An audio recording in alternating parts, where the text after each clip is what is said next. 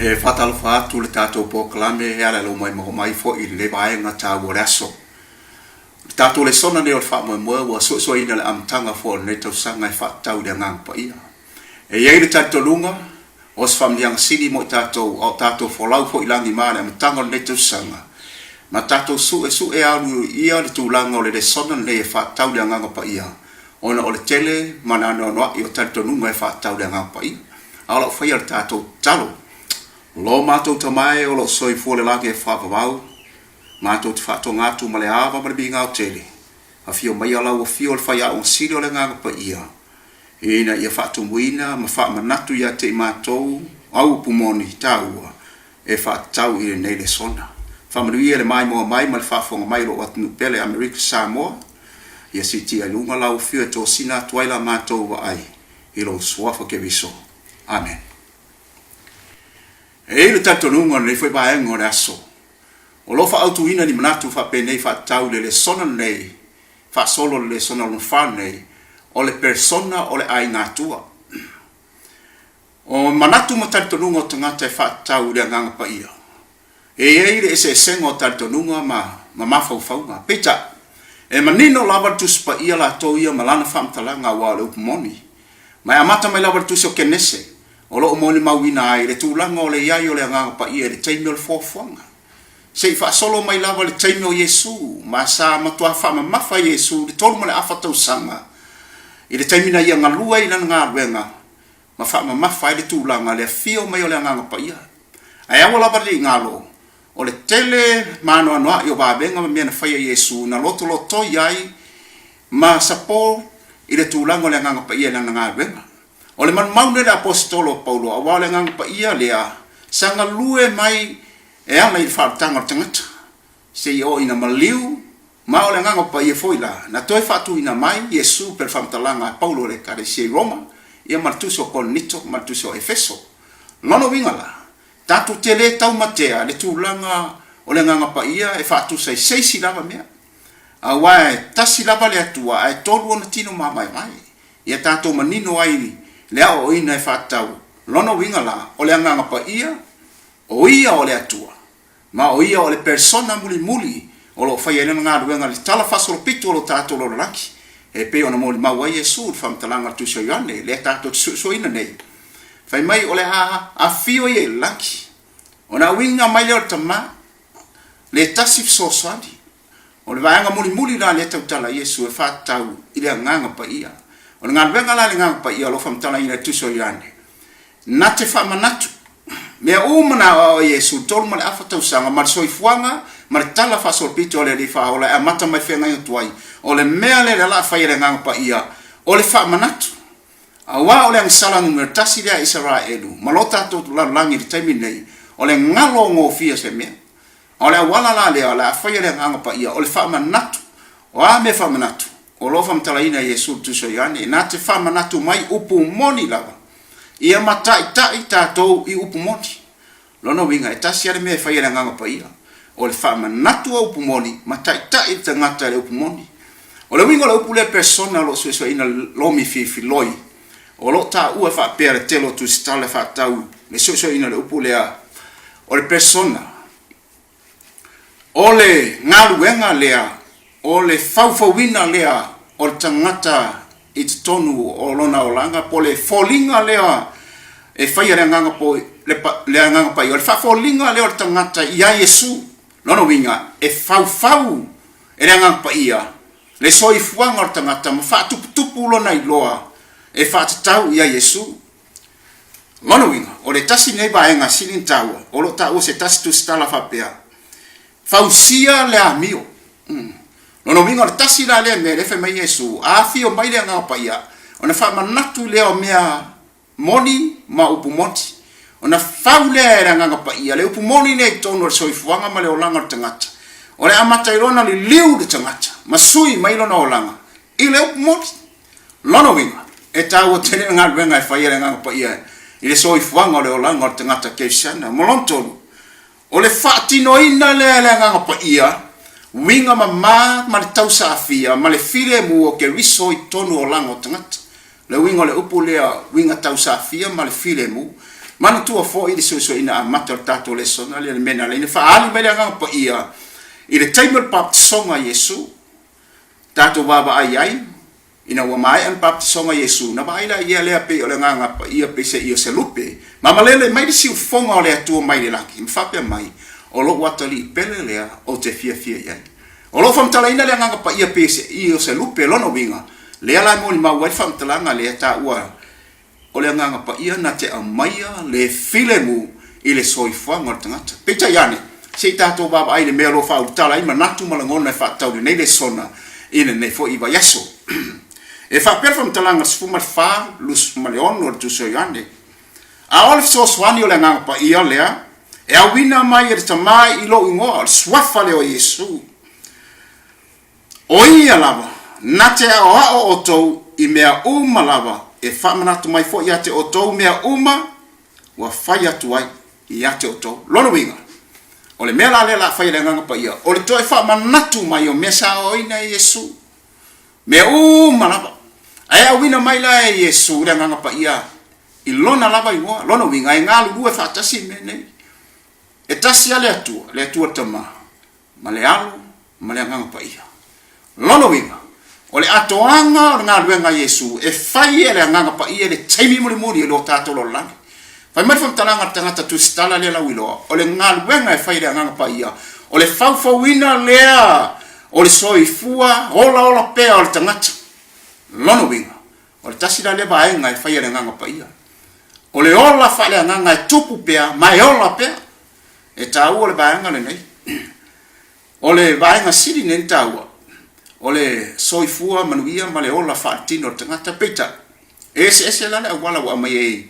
le nganga pa ia fai mai e fatu le nganga pa ia le soifua fa le nganga ma le file mu i le olanga tangata e mafua mai ona o le upmoni le te ola fai mai Yesu tu so yane o nei o le ala upmoni ma le ola tasila ia me fa manatu le nganga pa ia i le soifua ngal tangata o le ala tai le ala le fai mai tai tatou i upmoni mala o le ola o le mea nga lue ina pe le nganga pa ia le ola fa le nganga tangata ia so mala no winga la ele tau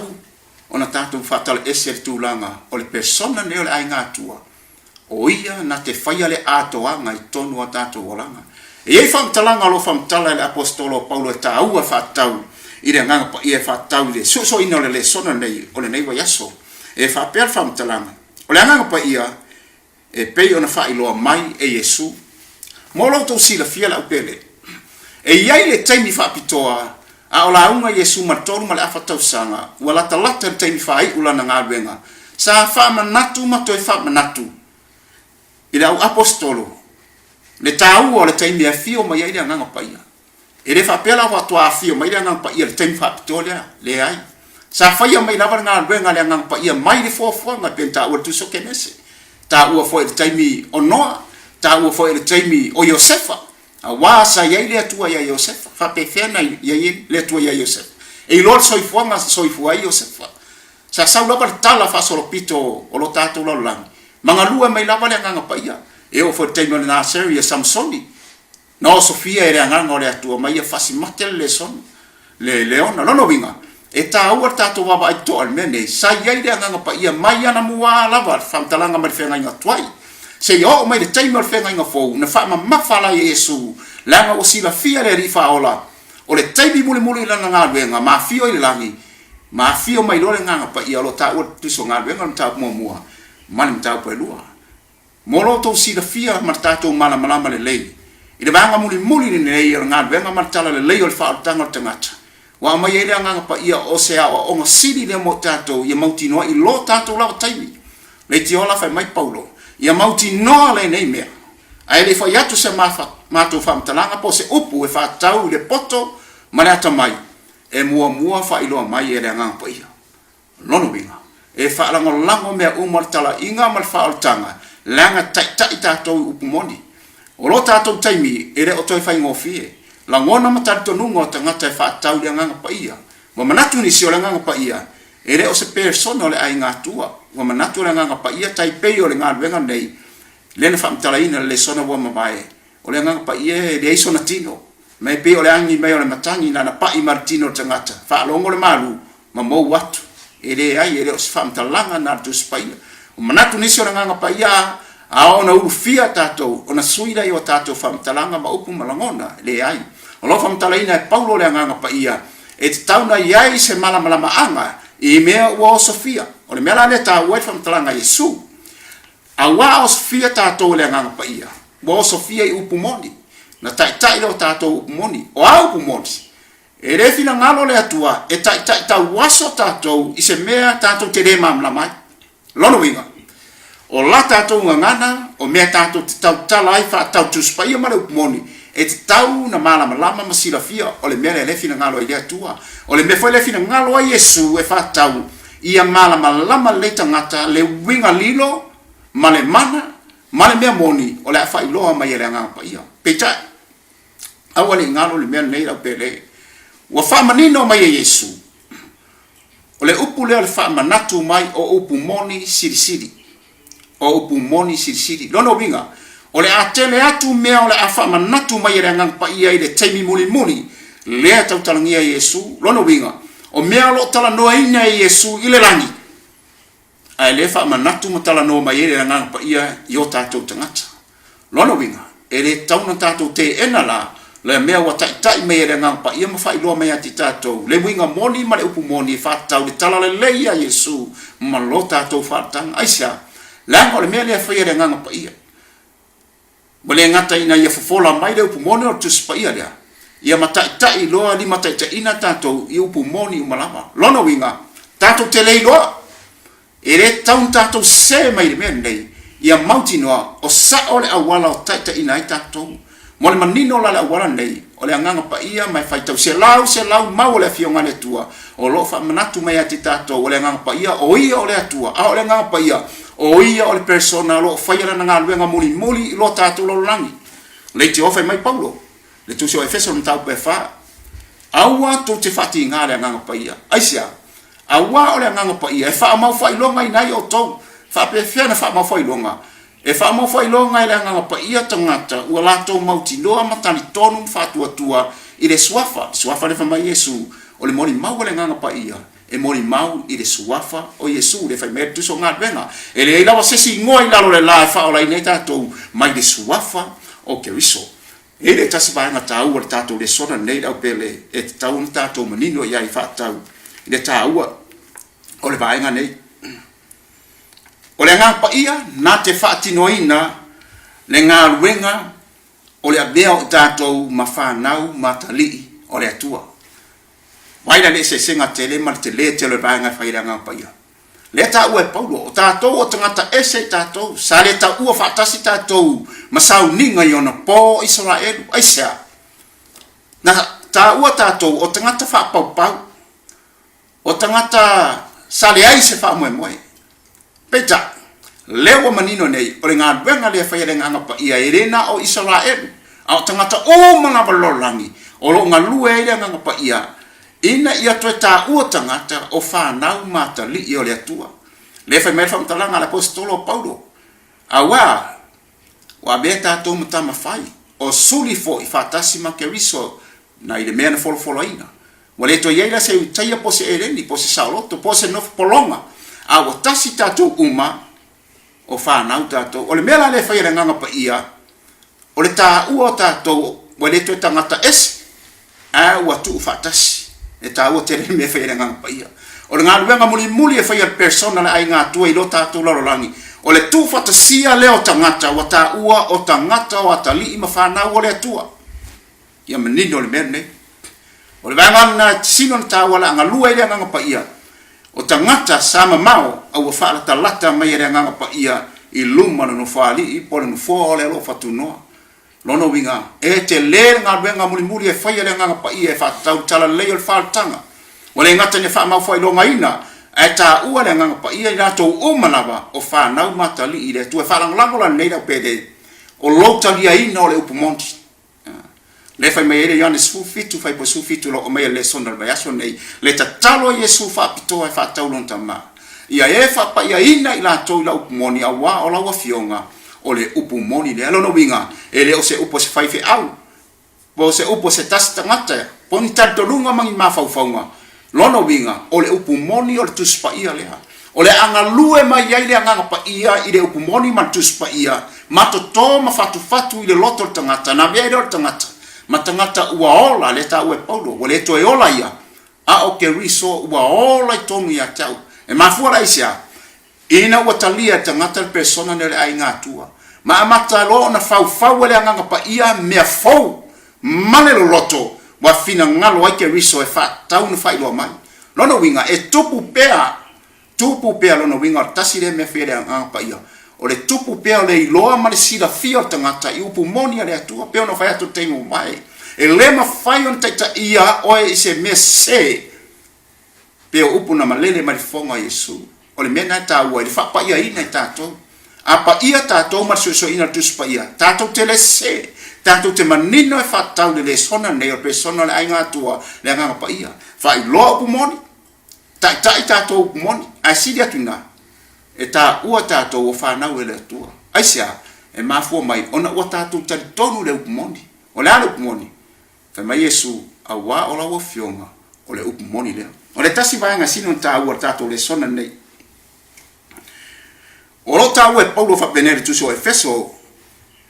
ia awa nei tato whatinga, whai pune tos furun, tau pe wha. Lono winga. E le tau na fite na i o tātou la ngona ma le mea wa fina ngā loai le nganga pa ia. A wā le nganga pa ia na te au mai le file mu. E ona o le tuina nau ma le loto tangata tino. E laina mafu o le te o le nganga pa ia lo ta ua le whamtalanga le teime ona pō lolo. Le le whetalai eile atua. E le whawawau na fi nau lo wa nganga ma tangata aisia o tangata. Au le nganga pa ia o le atua le tasi le mea e le tau na tātou whati ngai. Le tio ala bala Yesu mana o nga fa mafale nga pa ia le tu nei. O le nga pa ia. E ang sala tangata tamai fain fa mangalo ina lo ia ia le alo. Ang sala tangata ia alo lo ia nga pa ia. Ai ang sala lo tangata le nga pa ia. O le isi si metu atu. O le mena le na fa mafa le o onga le mena nei fa tau i le persona le ai nga tu e fa tau le nga pa ia. A wai le to ia isi si metu atu ma le taimi fai o lo tato la laki. Wana o le nganga pa ia la valo ia fai la ngana benga lea o le fa mau fai longa le tio la fa ma fai Paulo fa penei au o le fa tinga o le ale winga le upule au o le fa tinga o le tamu fai le tangata e fai a pea lo na loto ma le sala i tonu lo no langa. Ona tu ese le nganga pa ia wale tu sa mal fam talanga Paulo la ta u tu so konito. A wa o to tino le malu le ai fio le nganga pa ia. Lo no winga wa ba ese tangata le nganga pa ia i fafo. Ai fai lava le me loto iai. Le te yola ta ua le apostolo Paulo. A wā olo lava loto. I lale tino. O le oti lea. A o lale anganga. O le ola pea. Lona winga. O le mea nata o le whati ngā o le anganga pa ia. O le taimila vai whai aile mea tātou te loto ai. Ua mauti noa. Ua oti tātou. Ua le ai se upumoni. A wā o le angasala. O le mea se. O le mea whaina alaina tai se ai tātou. O le talo lai taun tātou talo Yesu uma. Pea o le talo Yesu. E mana o mia tai o tātou le upumoni. Ma ia malama le upumoni. Ma fatu le upumoni le tonu o tātou o langa. Ma ola yaso faiso. Lono winga. Ia mauti noa le mea nei. A wane tai se na tātou. O le mafu anga le mea nei. Ona ua so e mwhai tau tangata. Na mwhai tau lawe tono tuspa ia. Ai te tau una lātou so ina ma le whiri ngā ma le tatalo wha tau anau. I le atua e wha tau i le so ina o le upumoni. A wai ata mai sa tani e penta ua e Paulo le tuso konito. A oto te ofo ele nei mea wali ua nei sa tani e peo angelo le mamlama. E ma fai foi le anganga te apono fai lo mai le mea moni. A ielo na ise sengo mea nei. Langa o le mea mua tau no tau sira fia. O le upumoni po le anganga o le atua. E o Sofia tatou. A o Sofia la e maua le file e muu malenga malu. Mai loa e fua li ali lo ta ua tuso kartia. A ua a fua le anganga. O le lofa, o le filebu, o le oli vai le ta ua e Paulo fatau ia e tuso kartia. E taula na manino fa pene, e ese mea ta o le o Sofia, ma le ulfia, o le mea te Apollo, a ulfia lo tangata, tatu tu baba i fatata yo, tai pe o meo mai fo ia, o lo mo wai tangata mai lili mai fo ia o Sofia te Apollo ia mauti no le mea nei la upele, ese me ilo a oso fia tato le nganga pa ia e ba ai lo tato se e o matua nga malu ma file mu o ba ai fuari ya di o tato wolanga o le mata alofa o le ngau ya wa winga o puia lono winga o tangata lea o matua ma ai le o langa le to a file mu le nganga pa ia mata ta ia i mea boni e tau tala mai foi ma sauno mai e sauno mai ai upumoni ma le amia tonu wa me ia fai lo mai persona le ai nga tua pe on ta o tato le sono mo mua fai lo mai fams no nga le tua fai lo mai la mia tonu le tua ma fai lo mai tu langa le ngol sang o me ni tau tato menino ai e lo fai lo mai persona le ai nga tua fa tau le nga pa ia a fa solo le sona nei na fai e ia le vai nga sili nei tau o tau tato menino ai fa tau le sona nei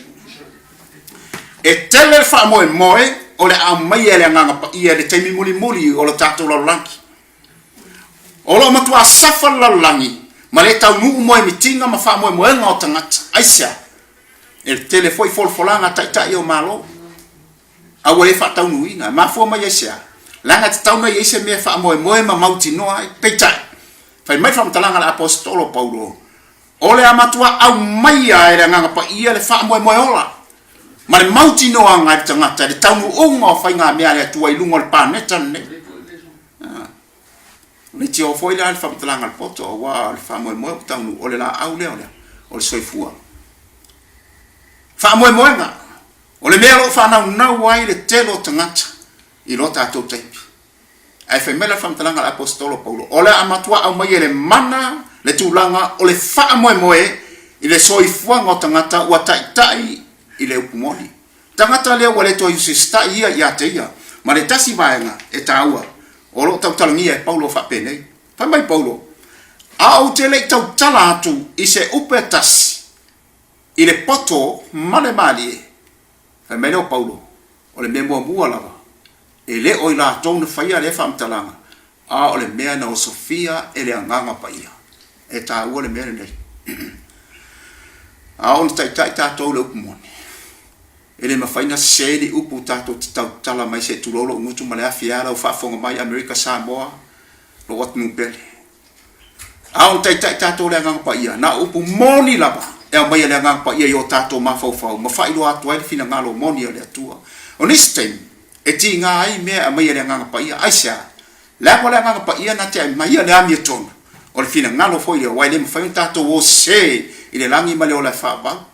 la ngo tiute le ngang pa ia o le fai loa le upumoni tu spaia nga lue le upumoni le olanga tangata ia suia ma ba ai wa sa o le mesa ba dia tangata lono winga la o le ngalu nga tele le fai le nga paia o le fa tonu ma fa sa ma fa ato tangata i le upumoni o le awala le wa mai le sona le ba nga o le aso lo mana o le asta tu tadiatu le o tele e o upum fam talanga lo fa sei na tato fa mai paulo ai le sauni sa mato upu tau talatu tu spa ia le fionga le tua e ma lia le fa fonga tangata ma le poto o tau tala ia le apostolo le poto la lia le poto e au mai le nganga pa ia fa melo fam talanga o mea na au mai le nganga pa ia ao na au mai le poto le male ata mai mal file mu le nganga pa ia male ma lia le fa fonga tangata ona vai le swing o langa tangata matari tonu tangata i le pumoni aisa lango le mea mai le nganga pa ia o le pumoni matai tai fo le pumoni tanto te le to se lai ola e le pumoni telefina ngalo fa nei e fa tau persona le ai ngatua a le moli mau le so o moli mau ina ai le fa tau fio tu se fenga in fo le tau o persona le ai ngatua o le persona nei o le winga lo famtala i am tanga tato le sona o ia na te wina le tangata ola aisia awa aola tangata tu sai ma le upumoni e mawhai re nganga pa ia na whatu mai e pei ona whatu ina mai Yesu ta ue paulo awa le nganga pa ia na whatu ina mai Yesu na ye woti aisia le anga sa tausi le upumoni ma le iloa se anga sala le soifuanga ke riso peta e ulaman tatu anga sala ma se leo tatu talia Yesu lon suafa umoli mau mai le nganga pa ia ma le mea la tau tatu faya tatu tere fati ngale nganga pa ia ai talia le upumoni wa moni mai le nganga pa ia ma fau ai lo tatou ma folinga tatou ia Yesu e tapena inai le aso ma le fa moe wa lata mai e te le mi ole a mai le nganga pa ia o le ale me te le o le fa moe o la matua fa iloa mai le nganga pa ia le te le o fa moe wa sauni e le tua mai me ole o langa lo tatou fa moe ai to te le mi ole a mai le nganga pa ia o se fa mianga le i lato la bala le se yala ai ola lato sababali i upumoni umalafa a wale ngata idea wa fo linga tangata i fo fonga ko is e se mata ngo fie fa mtalanga o lota uari le sona fa iu ne foi bayaso o la talo America Samoa ma fa fonga mai ile ne foi banga le aso ia tato mautino le mene wa yairo tato fa moe awa o le whamtalanga le sona nei le ta ue Paulo o le me whaiere nganga pa ia e ta ua tātou wata lii ma whanau o le atua ta ua tele aisea tangata esi tangata le tau aloha